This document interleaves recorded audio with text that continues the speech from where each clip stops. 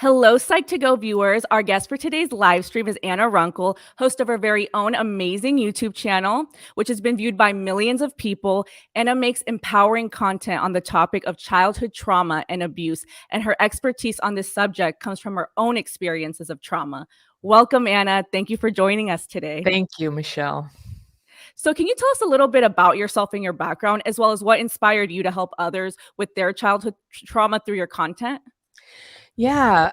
So I grew up in the hippie days of Berkeley, and our house was sort of a commune some of the time. And it wasn't like the peace and love kind. It was like drugs and alcohol. So I grew up with a lot of alcoholism and addiction in the family, and a lot of the problems that go along with that, which are well known. And when I grew up, I was determined to be the kid in the family who had it together, who got straight A's, who rose above all that stuff. And I did pretty well. I think if you're going to have a coping mechanism for growing up in a hectic environment, that's at least that one you end up with a job, but you end up carrying so much stress. And so it was in my 20s, and especially towards my later 20s, when it started to really catch up with me. And I had stomach problems and relationship problems. And I was academically really accomplished, but I would get on the job, and my own, what I now know was neurological dysregulation, would make it really hard for me to consistently focus, to stay, calm, to show up and do the job and not get into conflicts with everybody. It was really starting to fray at the edges there. And so I had a perfect storm of traumas happen one night. I was randomly attacked on the street, violently assaulted, and they broke my teeth and my facial bones. And Oh my God. and in the same 2 weeks, somebody broke up with me, and my mom died. And that was the period of time that sort of turned me into who I became, for better and worse. And at first, it seemed like a disaster. I couldn't read. I couldn't use a telephone. I went to the doctor. The doctor said, "Your brain scan looks fine." And we now know I had PTSD from the assault, and I had childhood PTSD. And this is not uncommon, that somebody who had a rough childhood is sort of holding it together, compartmentalizing it. Then something bad happens, and boom, it gets out. And then you can't get the genie back in the bottle. It's very hard to control. And at that time, this was in the late 90s, or mid 90s. They did not know what it was. They said, "You're fine." And they said, "Go to a therapist, go talk about it." So I was going 3 times a week to talk about what happened. And, the attack was very interesting in a therapy environment. But the more I talked about it, the worse I got. That we now know that talking about trauma is not always the therapeutic thing. There's a time for it, there's a place for it, but it's not the solution all by itself. And it wasn't known then. And so I was going down, down, down, and I felt like I was at the end of my rope. And I told a friend, I said, I don't think I can kind of stay around. I think I've come to the end of the road here. And I'm speaking gently here because I just feel like those words are so triggering. They are for me too. She said, "I felt that way." She wasn't even a friend. I barely knew her. I gave her a ride one night, and she said, "Oh, I felt that way. Come in, have a cup of tea. Let's talk." And I went in to her, she had this funky warehouse apartment, and we had some tea, and we ended up staying up all night talking. And she had said, "Do you want me to show you?" She was a sober alcoholic. Now, I'm not an alcoholic, but I was sort of acting like one. She goes, "Do you want me to show you what I did to get sober?" And she showed me something that is from some people in AA. Not everybody in AA does it, but it's this way of writing fearful and resentful thoughts, a very specific technique that I now call the daily practice. And it's sort of a prayerful thing. People can do it as a prayer or as a release statement, and then go into meditation. And she suggested I go learn meditation. I learned transcendental meditation at that time, which was very compatible with what I was doing. And I didn't expect anything to work. I had read dozens of books. I had gone to 11 different therapists. I had tried so many things to feel better. I was just like, "Oh, one more thing, but whatever." She said, "You don't really have anything to lose." And this thing all of a sudden made this dramatic difference. And within 2 weeks, not only was I out of PTSD, I was out of depression. I was having an ability to focus my mind like I had never had in my life. And I had been a bright little kid. I was bright, but by the time I was 30, it was so hard for me to pay attention or not be kind of triggered by everything going on around me, that I had sort of lost access to my intelligence, and boom, it came back. So it was really a powerful experience. And I thought, this isn't going to last. But it's now 29 years later, and it's lasted. That I now know was me learning how to neurologically re-regulate. That was not a language. Those were not words for that back then. But, I've been staying with my practice. I've been continuing in my healing and my recovery and changing my life all this time. And now I know that's called neurological dysregulation. And that's known. I read about it in Bessel van der Kolk's book and Pete Walker's book, Bessel van der Kolk, Body Keeps the Score. A lot of people have read that. And Pete Walker, CPTSD, From Surviving to Thriving.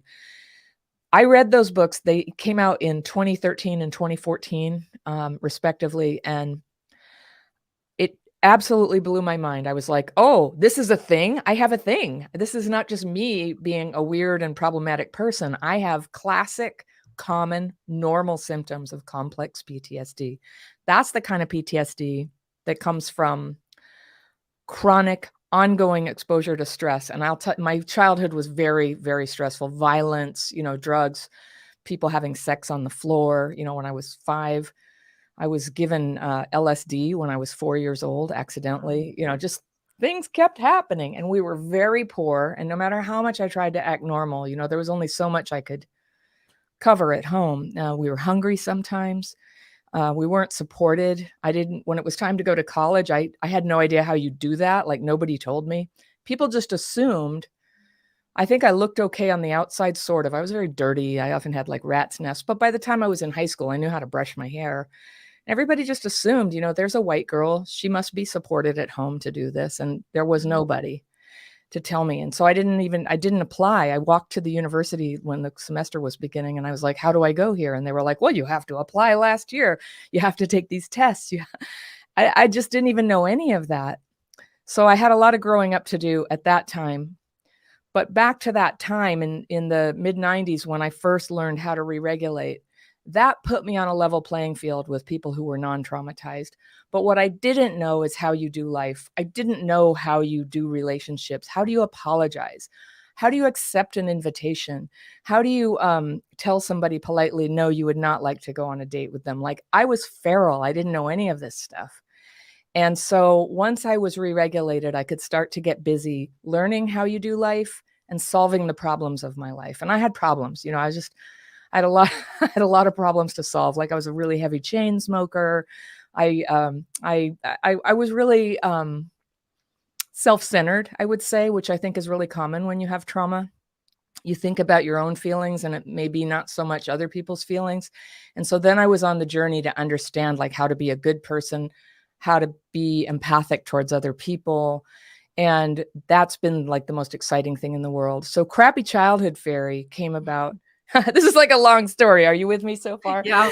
Okay. So, Keep going. Okay. yeah. So this became this thing that I taught people on the side, and I started going to Al-Anon, which is the 12-step program for families of alcoholics. And it helped me so much back then. And there I showed them these techniques that I was using to get re-regulated.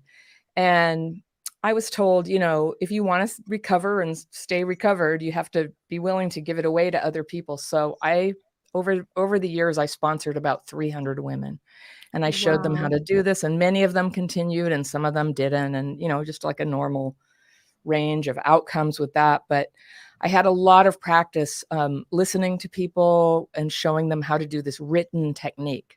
Now, what's really cool about a written technique is we now know that talking about trauma can reactivate dysregulation and trauma symptoms. You can write those same thoughts out and express them. You can write them and read them to somebody. And it does not, in most people, it will not activate, it will not re-trigger that dysregulation.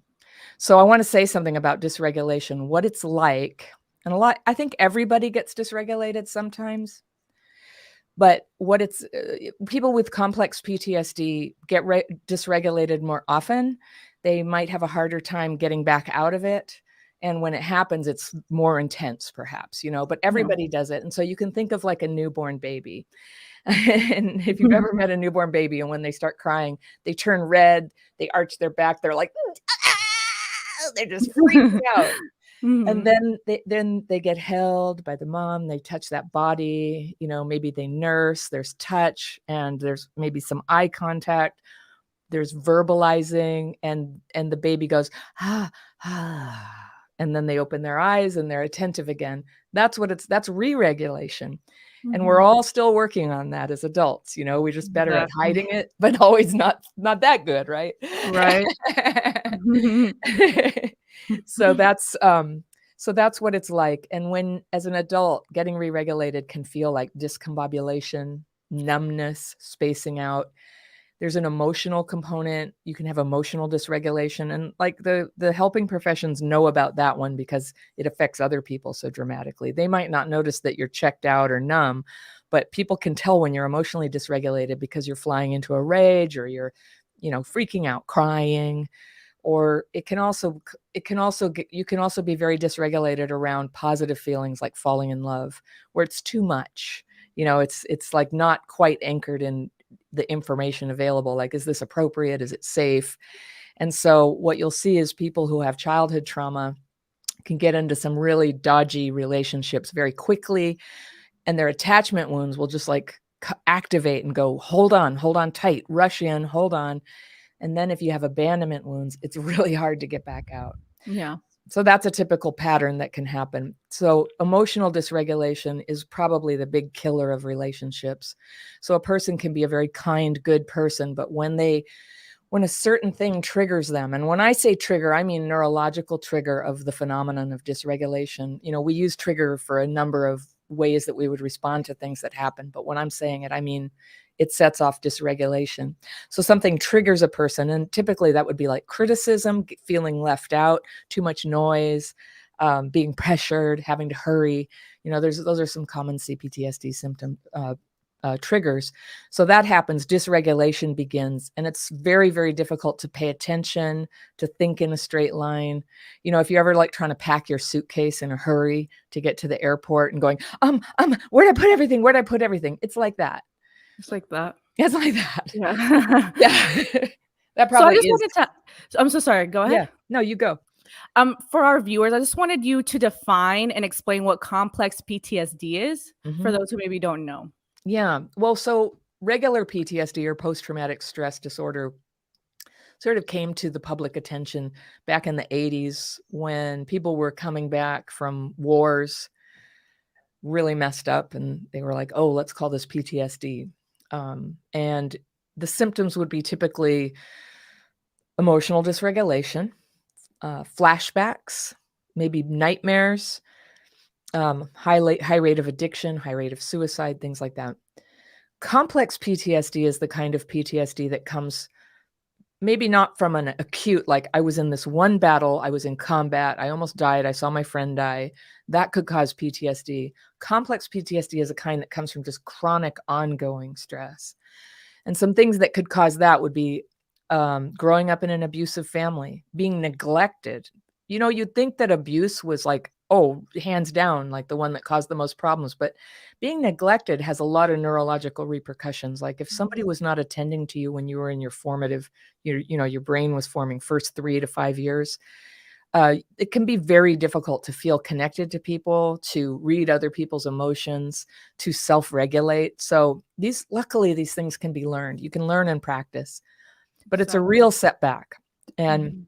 so a lot of things that have probably been diagnosed as ADHD. ADHD is a thing, but maybe not everything diagnosed as ADHD is that. Sometimes it might be just complex PTSD. It Yeah. makes it hard to focus. So, complex PTSD is, it's what we know about it so far. And I say we, meaning what's been validated by the people who are empowered to do that. You know, I bring a lot to it, but technically, because I'm not a licensed professional, I'm not a therapist or a doctor, I can tell you my anecdotal experience. But what is recognized is that it has symptoms similar to PTSD, but it often has a much bigger relational component, very hard to connect, difficulty in the romantic relationships, and I think PTSD could do that too. But some people say, like right now in the DSM manual, There's a lot of debate. It's not recognized in the United States. It is in other countries it's got a code and it's a distinct thing.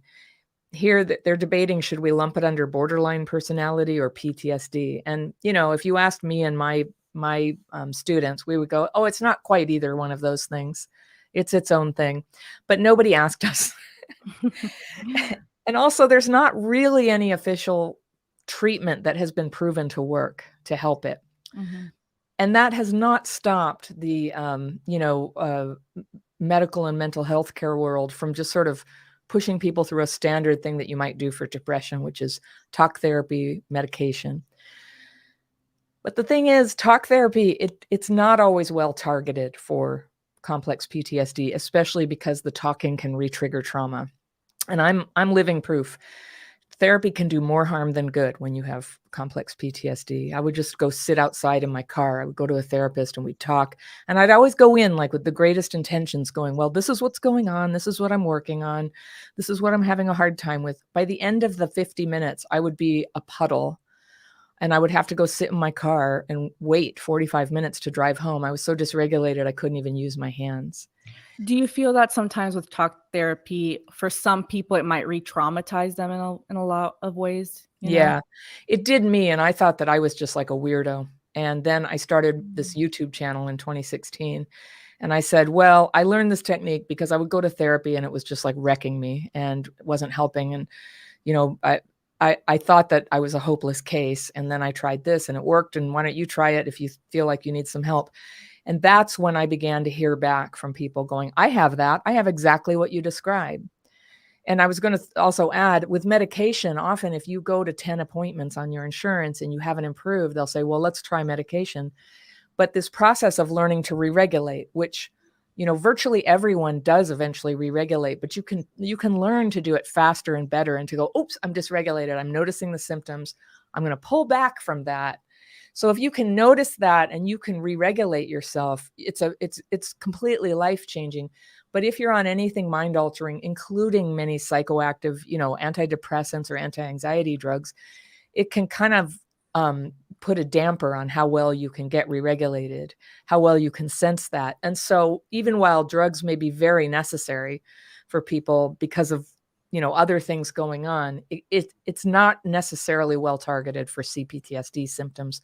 So the techniques that I was teaching people, I was so shocked. There's like 500,000 people using my daily practice now, and all over the world.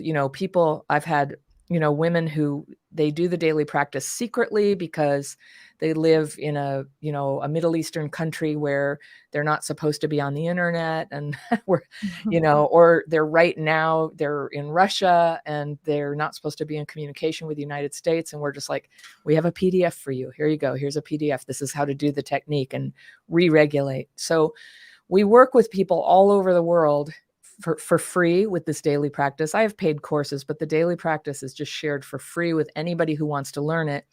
And I think sometimes people try it and they go, I don't like it, or focusing on this doesn't feel good to me. And, but there are so many people who have responded strongly to it and had a similar experience. And if it hadn't been for people hearing how I described what it was like to be me when I was struggling and what it was like when I got dysregulated, I would never have known that I have a normal thing. And there are other people like me all over the world.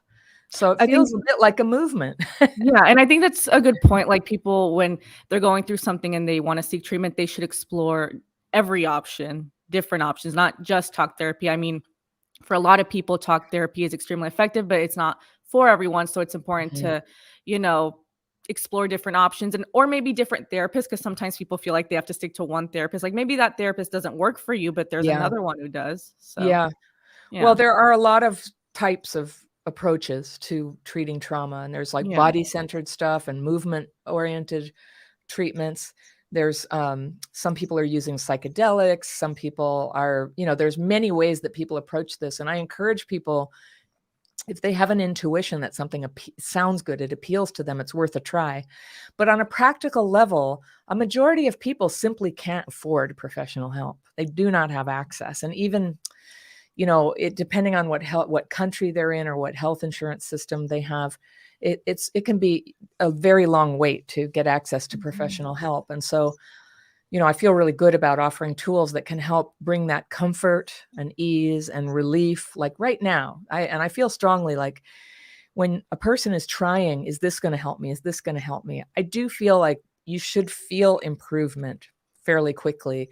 And I hear some people who have stayed years in something and they go, well, I keep being told that it's going to take a long time of feeling worse before it gets better. And I think, if that had happened to me, I would not be alive if I had not found something that helped me now. And helping me now doesn't mean it's going to solve all my problems tonight, but a person with CPTSD needs a way to get emotional relief.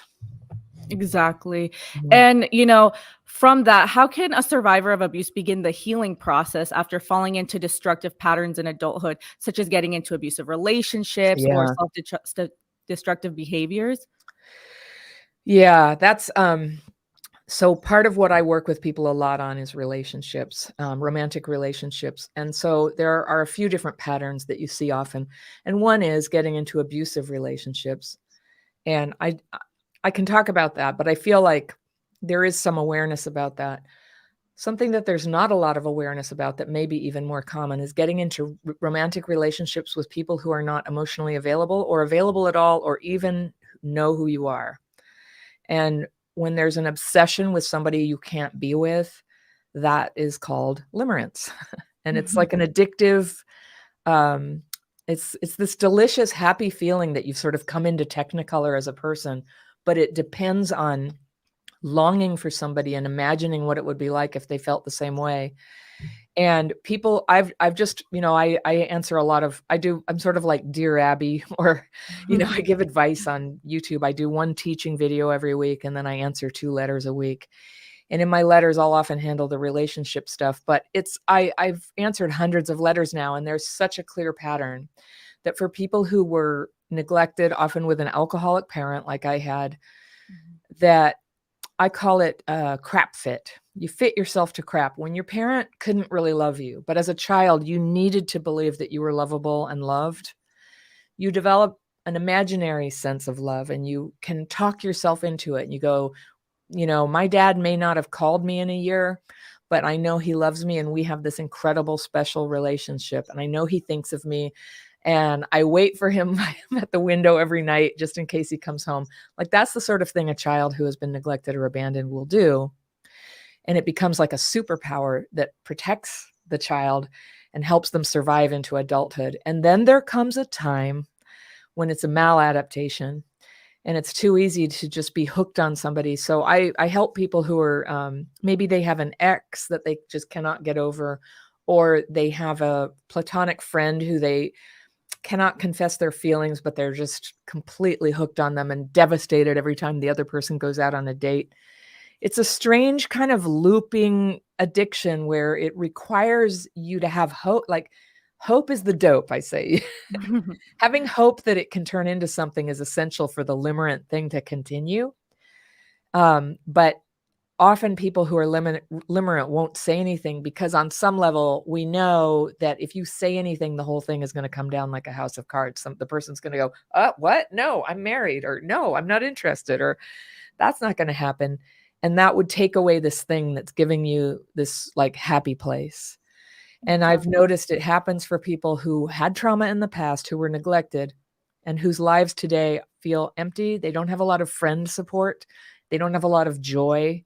They're, the job, the apartment, whatever they've put together in their life, it's like not enough for them to feel good and to be growing as a person. And so instead of like the good thing to do, if you had every resource inside, is you'd begin to work on yourself and you'd make friends and get, and what happens with limerence is instead you just kind of hitch your imagination on this ghost who you can't have, and all this energy that would be going into falling in love, maybe having a family, all that, it's just going into nowhere. It's very tragic.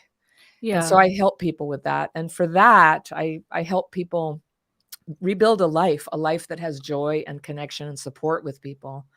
You'll Yeah. often hear people like women who have been through neglect and abuse will say, I don't really have women friends, and likewise men. And it's a sad it's a sad situation. And so I help people learn to have friends again. Yeah. In a lot of ways, do Yeah. you think that limerence is like an emotional escape for the traumatized individual who's like disconnected and maybe emotionally numb? Yeah, I do. I think that that emotional numbness and depression, there's a couple of ways that people with trauma will try to self-medicate unconsciously. This is not nobody does this on purpose, Mhm. but to get up and out of that depressed state, one is to be angry. You have all these people who are just like always angry.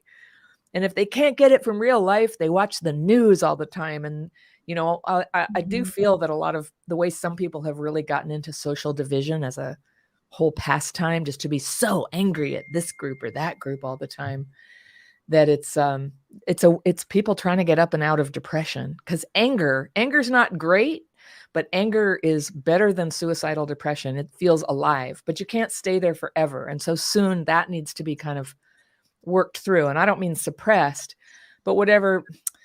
People used to tell me you need to go talk about this. And so I'm here to tell people I relate. If people tell you you got to work through your trauma, you got to love yourself. If you feel alienated when people say that, like, what are you even talking about? I don't even know what you're saying. Like, how would you even do that? I hear you. That's how I am. And so what I learned was a practical tool where I could release fearful and resentful thoughts, not so that I could pretend everything's fine, but so that I could have less like hamster wheel thinking about everything troubling me, and have true thoughts and have lucid thoughts and be like, you know what, I'm going to do something about this problem, or I'm going to confront this person, or I'm going to like ignore that problem. You have a choice about how you deal with things that are hard. But it's not a choice when CPTSD is just making all that noise in your head. It's sort of like self-suppression until you have a big freak out and just blow up at everybody and Yeah, burn that your makes bridges. And that's how people hurt their careers and their relationships and hurt their kids. And it's a really hard thing. And there is a way to calm those symptoms and begin from there to make changes. and that anger is kind of like a facade and a barrier that keeps people, good people, from coming into their lives, right? Yeah, it does. Yeah. Or yeah, for good people, because it will attract a certain kind of person who's like, yeah, misery loves company. I'm with you. I hate those people too. Yeah, Let's hate them exactly. together. Let's just sit around and drink beer and watch TV about how much we hate everybody. And I just like, it's so toxic, but I understand because it's got a little life in it. Yeah, It's exactly. very attractive versus depression. And people are very depressed, and the pandemic did Yeah. not help. Yeah, I know, like, rates of I was reading about something, research shows that, like, rates of depression, even suicidal ideations went up during that time, and that's very scary, like, it was a mental health crisis. Yeah. There still is. I There mean, still is, and what yeah. I notice, because I sort of hear the murmur of my YouTube community every Mhm. day, and you're on a YouTube channel too, but I read the comments, and it gives me a read, like, how's everybody doing? And they're self-selecting. They come to my content, but I noticed that as we went into the pandemic, people had a certain set of feelings, and as it wore on, they started to show real signs of mental health wear and tear. And then Mhm. things got better towards the end, and I'm seeing this like second dip right now where people there's a real pessimism and cynicism, not in everybody, but just a lot more than there used to be. Like, it's hopeless, people are no good, I give up. It's just, I'm going to just me and my dog, and I'm not going to deal with people anymore. And I'm always there, like trying to gently just say, hope. There's reason to hope. You can heal these symptoms. Connecting with people again is a choice that you have. And so I teach a course called Connection Boot Camp, where it's like a 30-day program to just a little at a time, have one conversation a day, then go back to your safe place, recover, and then go back out, say hello to the person who brings you your mail, and just gradually come back. And this is my observation. What a person needs to make any change that's difficult. When there's trauma, anytime you stick your neck out, like for me, having a YouTube channel was very triggering. I get Uh-huh. criticized. I'm putting my dirty laundry out there. I just, shame comes up, and oh, I Yeah. did a bad job. What a stupid video. I look terrible. It comes up all the time. And sometimes people will helpfully say, yes, I'm awful. So you're always gonna get haters, and, Yeah, of course. yeah, of course. Mostly, I get so much love, I've never had anything like it, so I don't mean to paint it like that, but it'll come, and it stopped me for years from sharing this publicly. I just was so afraid of how people would take it. And I had worked for 30 years, like, in healthcare and community clinics and, helping organizations improve their patient experience. So I was very used to controlling my language, being appropriate, not saying what I thought, but what the organization thought.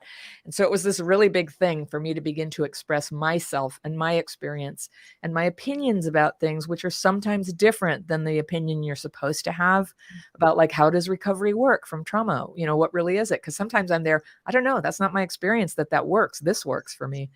And so that was very dysregulating for me. And then I started up slowly. I would put something out there and then I'd have to use my techniques. I'd be writing, I have fear. I've screwed up fear. I never should have said that. Fear this will ruin my career. So for me, a little kind of silver lining of the pandemic was it did ruin my career. I had a video production company. I was making all kinds of patient education, and it in the pandemic you couldn't make videos, and I just started working on Crappy Childhood Fairy, which had been sort of a side project for me. And then my audience and me, we met each other. We found That's each other, and the amazing. whole thing just like blossomed, and it's been fantastic. And I have a lot of friendships with therapists and doctors, and also clients who are in mental health and medical health.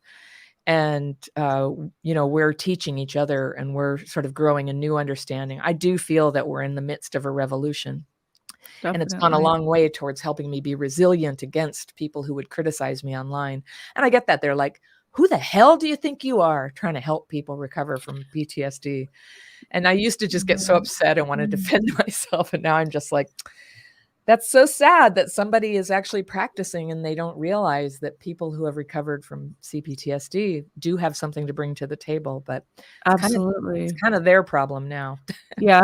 Yeah. And I mean, lived experience is absolutely valid. Yeah. Absolutely. And so, like, who would know better than someone Yeah. who lived it, right? So Yeah. now yeah, of course. Well, I was just gonna say though, but my background, my educational background, I have a master's in public policy, and Oh, I saw I that. worked at a very high level at a national healthcare organization before. So sometimes when people are sort of critiquing my opinion, and it's true, I'm not licensed in mental health, but I have 30 years of helping people recover one-on-one using a 12-step program, which is certainly recognized as a positive and legitimate way for people to heal. Mhm. And I read books, and I'm very well educated, and I know how to read studies and think critically Absolutely. about when we're looking at data that's like maybe trying to, get you to think something rather than know the truth. And so I thought critically about what I was seeing, and I put it together with my experience and then mentorship from Mhm. various areas of my life when people were helping me. I got to tell you at some point in this interview, how bad it got for me. Even though I knew how to re-regulate, I was still having very self-destructive patterns in my life around Mhm. relationships in particular. Yeah. And Um, it wasn't abuse in my case. It was I twice found myself not realizing I had gotten into it, but sort of waking up in the middle of a relationship, realizing I was with a drug addict. oh my gosh. Yeah. But it's And amazing and empowering yeah, how you've taken that yeah, pain and turned it into power to help others. And I wanted to mention, you went to a really prestigious university. You went to UC Berkeley, right? yeah. Yeah, that's amazing. Yeah, I was older when I did it because, when I was the age for that, it was a little harder for me to put stuff like that together, but that was Yeah. part of my recovery. I got the daily practice within about 6 months. My lucid thinking was like, I should be in grad school. I'm an Yeah. intelligent person. I've been, like, totally, like, wrecked with life problems, but things were coming together so quickly, and I was able to get into it's a very difficult program to get into and definitely hard to get Amazing. through. Yeah. So that was a really meaningful accomplishment to me, and it empowered me to, express my opinion in a way that was careful, honest, legitimate. No, that's amazing. And Yeah. really it is empowering and you're turning your pain into power, which is something that inspires others. And so I wanted to move on to audience questions. And so the first one we have here is by Liam. Hey, so I have childhood trauma. Is it normal to be a whole different person and push away almost everyone that is even close to that trauma? Mhm. Yes, it's perfectly normal.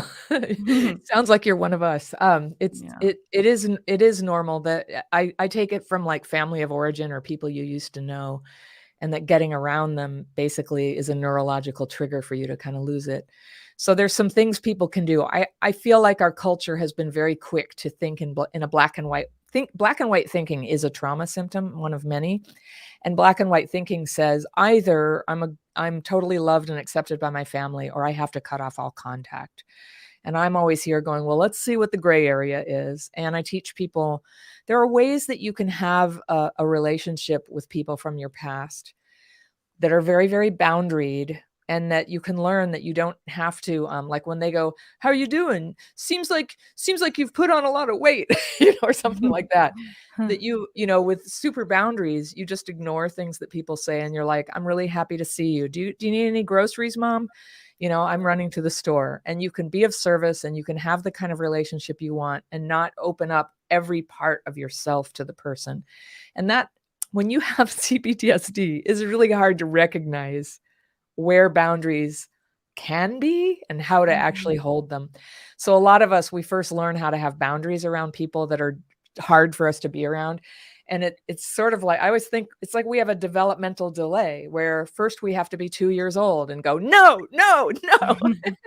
Then we have to be 13 years old and go, Mom, why are you so mean to me? Right. And then, but in healing, when we're healing from the trauma, we can accelerate really fast and get back to our right sized age and just be like, Mom, I love you. We're not going to talk about weight today. Thanks. Do you need groceries? Like, setting your boundaries, establishing them, like, not Yeah. today. Yeah. But that's another one of those things that like normal, healthy people talk about. They talk about Mhm. boundaries or loving yourself, or, oh, go get a good therapist. Well, I just want to say, like, how would anybody know what that is, right? Not everybody Mhm. is good or a fit. There's not transparency around that. But if you're from I just call it the wrong side of the tracks. I was poor. I didn't know these things. I don't know what a good therapist is. I was very gullible and I would just get into weird things and then think I had to stay and think it was just me. And so we can't make assumptions that people know when you say you need to set boundaries. I literally didn't know what that meant, and had to Mhm. read books. And I learned a lot from 12-step programs where people who had been doing it longer than me were talking in the group about problems they had and how they solved them. That's a lot how I got socialized on how to be a person. It was really That is helpful. true. That Yeah. makes sense. Not everyone knows those mental health No, terms. Yeah. No. no, not if your mom's on heroin, she didn't tell you about boundaries. Right. I agree with that. Right? Absolutely. Or if you have a family who doesn't even believe in mental health to begin with, I get Yeah. that. Yeah, that makes Yeah. sense.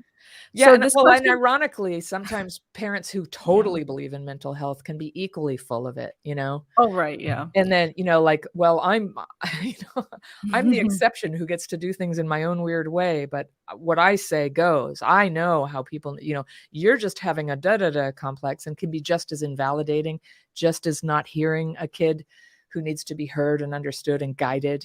So I always remind people, wherever the trauma came from, like, that's not the source of trauma. Like, people can be bad parents with any belief system, any religion or Absolutely. lack thereof, or in a school system or a church, or, it can happen anywhere. It's really just like this negative part of human nature that can happen. So we can't get it too Absolutely. mixed up in like, oh, it's it's, religious people, or, oh, it's dads, or, oh, it's just like people are very quick to stereotype who would be a victim of trauma and who isn't. Yeah. And, there are certainly socioeconomic patterns, but they don't mean much. And assuming that people are traumatized because they come from a certain group, or that they're not because they come from a different group, is very wrong thinking. It's always, like, more complex than that. And so, Yeah. Cactus asked, "I have difficulty in expressing my emotions. What should I do?" Mhm. Oh, well, not being able to express emotions is sometimes a form of dysregulation, or like flat affect, it's called, or Mhm. a freeze response. There's a number of things it can be. And so I don't know you, so I can't really tell you exactly what's going on with you. But it's definitely one of the sides of complex PTSD. Some people feel frozen for like years at a time. Some Mhm. people have a huge emotional outburst and then go flat, and their face shows nothing. It's a weird, it feels like a migraine, where you get very upset and then it's like, I don't care. I don't care what anybody thinks. So getting in touch with emotions, I think, for a person like me, I was always told, you have to feel your feelings. And that was a stereotype of what a traumatized person needs to do. I feel my Mhm. feelings. I get flat affect sometimes, but the feeling your feelings is not a cookie cutter solution for people. People are very different. Some people are feeling their feelings too much and they need to learn to manage their emotional regulation, like re-regulate emotionally so that you have access to, this is how I feel about it. Some people, though, you could be emotionally dysregulated. This was maybe a little more my speed. Was I would get very, very upset about things. But really, in the end, before I had began my recovery, I would I would be confused about what I thought I knew what I was feeling. I'd be angry, but really when I was angry, I was sad. And when I was depressed, really I was angry. And there was all this stuff going on. I had thought that I had to hide how I felt. I didn't think my feelings were acceptable. So I had all these little dodges that I would do, kind of trying to get people to care about me without risking that they would push me away. And getting pushed away is everyone's core fear. And it is something that happens with Absolutely. CPTSD. We push them, they push us. And there's so many subtle ways that we do that. And it's very painful. But there's a way that you can teach yourself. And I always thought we kind of need a charm school, like an etiquette school for people Mhm. who have this, so that we can learn, like, when I'm feeling really triggered around a group, rather than just going blank or running away or shutting down or getting really angry, that I can, like, what I do is I write my fears and resentments. I ask for them to be removed. I take a minute. I can text my friend if I need to and go, I'm just like, everybody here is like talking really judgmentally about such and such. And I just feel really upset. I feel like I want to argue with them. And my friend will go, ha ha, I totally know that feeling. And then I go, okay, fortified. I go back out there and I can be professional, neutral, polite, or I can say, I'm sorry, I disagree with that. My choices are back.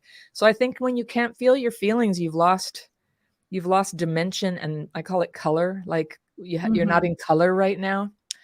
And Oh, wow. yeah, and it's a maladaptation, and I've seen thousands of people come back out of it if they had an outlet for the bad feelings, fearful and resentful feelings, that was comfortable and, worked for them.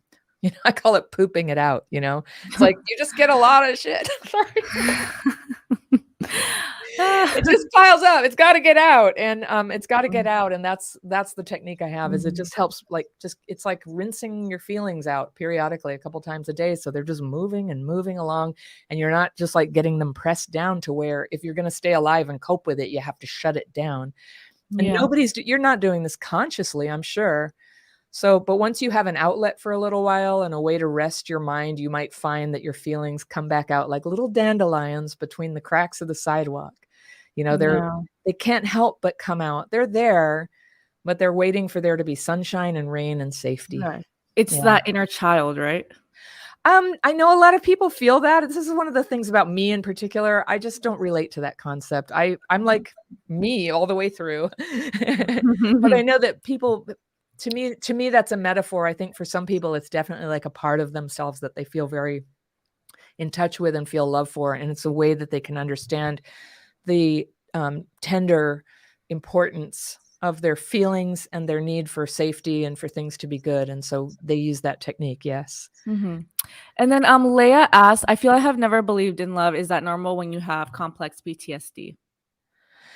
I've certainly heard a lot of that, not to believe in it. And yeah, I feel like I want to jump in there and fix that and say, no, love is real. It's real. It's Mhm. all around us. But it's very hard to detect when you've been hurt so badly. There's a little bit, I should mention something too. And I don't know if this is true of Leia at all, but sometimes there's an overlap with people who are on the autistic spectrum and CPTSD. There are similar symptoms. It's not the same thing. One is something that a person is born with, and one is like basically an injury. It's a neurological injury to the ability to connect and self-regulate. But the symptoms can be the same, in that love feels very fraught. It's like, what's everybody doing here? They're all getting together and having boyfriends and girlfriends, and I just don't get how you do that. And why, or I would get this in mom's group. My kids are college age now, but I would be in mom's groups and I would go hang out with these moms and they would all be and I would just be under a lot of stress, like, am I acting right? Am I saying the right thing? and, and that's like that weird a disconnection. People, you could feel it in a group, you could feel it with an individual, and you could feel it in romance. And it's one of those things that could be a number of things, but I sure see a lot of it from people who have been hurt so many times, starting with their own parents, that they just think that's just a lie that other people are doing. That there's actually, I think that my theory is, and it's not just my theory, based on what I read and how I understand things, I think there's a researcher in England who calls it the interbrain and says it's sort of like Wi-Fi. His name's Digby Tantum.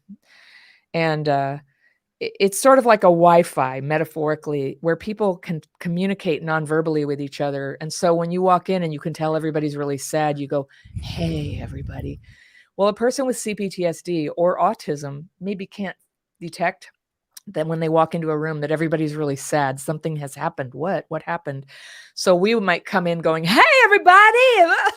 And everybody looks at you like, "What is wrong with you? Why are you like this?" Boy, do I know that feeling. And then the shame and like, why don't I know this? Why am I such a stupid idiot?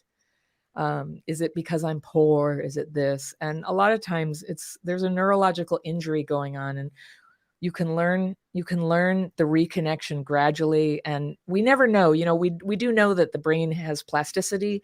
Some injuries maybe are not so easily fixed, but we can learn a workaround. And so one type of person I really admire as a role model is people who have lost a limb and or two, and they get a prosthetic leg and they begin to learn to walk again, and then they start working again. And some people go on and do Olympics, and that's great. But even just people who just carry on, and they have a purpose in life, and they're living life, they're having problems and good things and falling in love, and they have a prosthetic leg.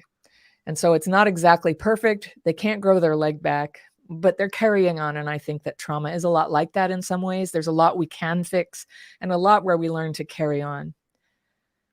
Exactly. Yeah. So the audience segment is over now. Thank you so much for that, Anna. We really appreciate you being on today. It was amazing.